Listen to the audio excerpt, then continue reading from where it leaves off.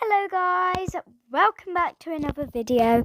Today we are reading Emma Thompson's Felicity Wishes, Enchanted Escape and Other Stories.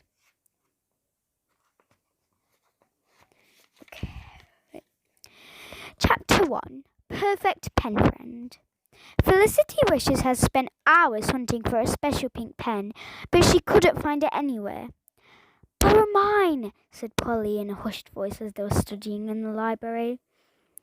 "But it's not pink," whispered Felicity. "Does that really matter?" asked Polly, frowning. Miss Page, the library monitor, glared in their direction and put her finger to her lips. "Shh! Yes, it does matter," wrote Felicity on a scrap of paper and handed it to a friend.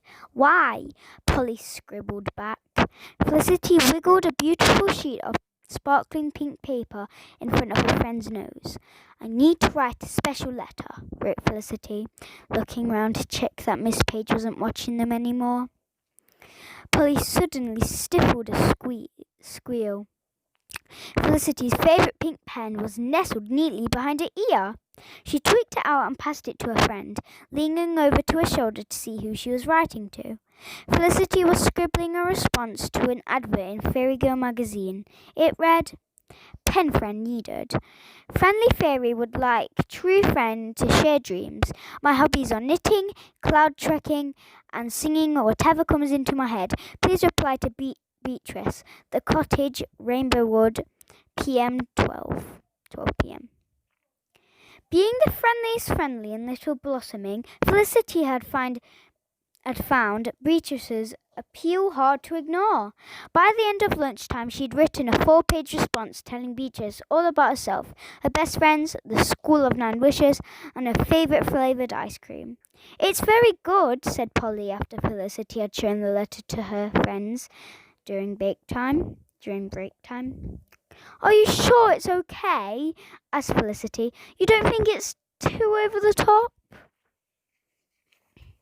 "No, honestly," assured Holly. "It's wonderful." "I would love to get a letter from you," said Daisy. "Your letters are so magical." Felicity skipped happily to the nearest postbox and made an extra special wish just for Bea before posting her letter. Every day Felicity watched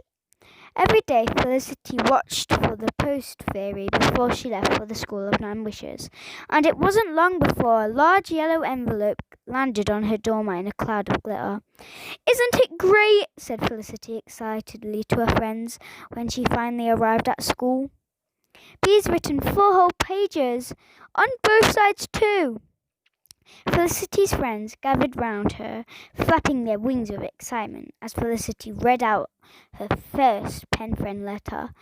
"Gosh, it's so exotic," said Holly, admiring the beautiful paper. "They don't sell writing paper like this at the Blossom Fairy Stationers in Little Blossoming. And her handwriting is so lovely. Do you think she writes like that naturally, or do you think all fairies where she lives write like that?" pondered Polly. "And look at the delicate flower she's attached to the letter. I've never seen anything as pretty as this ever. I wonder what it is," asked Daisy. Felicity picked up her fluffy pink pen straight away. "I'll write back to Bea and find out all the answers to all your questions. I have a few questions myself. I want to know more about our friends. They sound so lovely."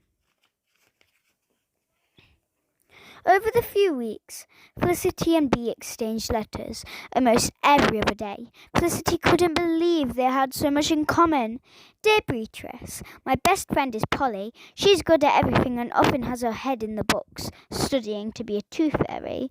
Then there are my other 2 friends, Holly and Daisy. You'd love them. Holly is the queen of fashion in Little Blossoming and always looks stunning. Daisy is a real dreamer and loves spending time in her garden, chatting to her flowers. What are your friends like? Write soon. Love, Felicity X." A few days later, Beatrice's reply dropped on Felicity's doormat. She flew downstairs as fast as her wings would take her and opened her letter straight away. "Dear Felicity, oh my goodness, your friends sound fabulous and just like my friends.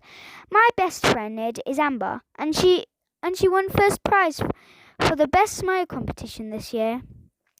My other friend Star dreams of setting up her own fashion fable one day, and Jasmine is green-fingered and works part-time at the local garden centre.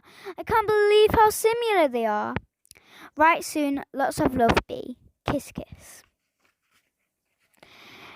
The fairy friends flew as quickly as they could down to the travel agent in Little Blossoming. There were so many... Sorry.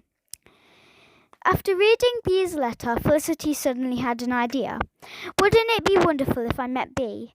Polly met Amber, Daisy met Jasmine, and Holly met Star, she thought, smiling to herself.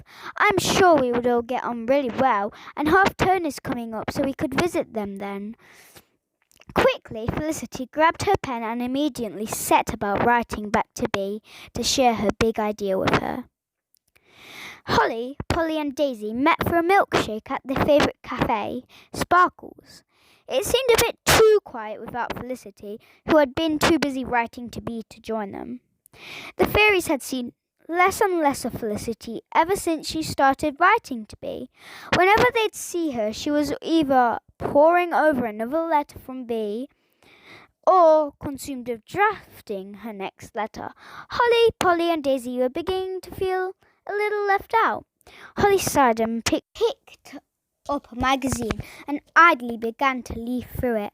I've got it, she said, turning the magazine around to her face to the rest of her friends. A holiday! Let's go away together somewhere exciting, where we can have fun together just like we used to. Daisy and Polly were delighted.